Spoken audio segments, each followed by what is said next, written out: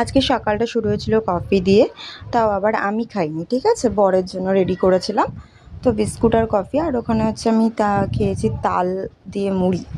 তাল দিয়ে মুড়ি কার কার ভাল লাগে আমি জানি না, আমার তো বেশ ভাল লাগে খেতে। যাই হোক, তাল দিয়ে মুড়ি খাওয়ার পরে তো অনেক কাজ বাজ রয়েছে, খেয়ে নিলাম। এই খাওয়াটা খেয়ে রান্নাঘরে যাব, রান্না কী কী করছি দেখাচ্ছি। আজকে দেখো কী কী রান্না হয়েছে। এখানে আছে পেঁপে ভাজা, আমার ঠান্ডা লেগেছে বুঝতেই পারছো, নাক টানা দেখে, যাই হোক বাদ দাও।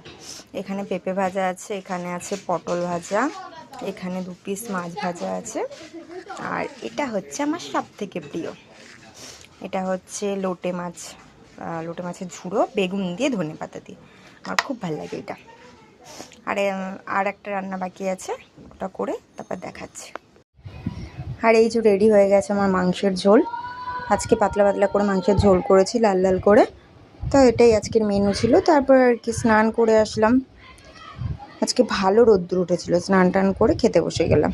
যা যা দেখিয়েছিলাম আজকের মেনু এটাই ছিল। তারপর আর কি শাশুড়ি মার দেওয়া লেবু খেয়ে নিলাম।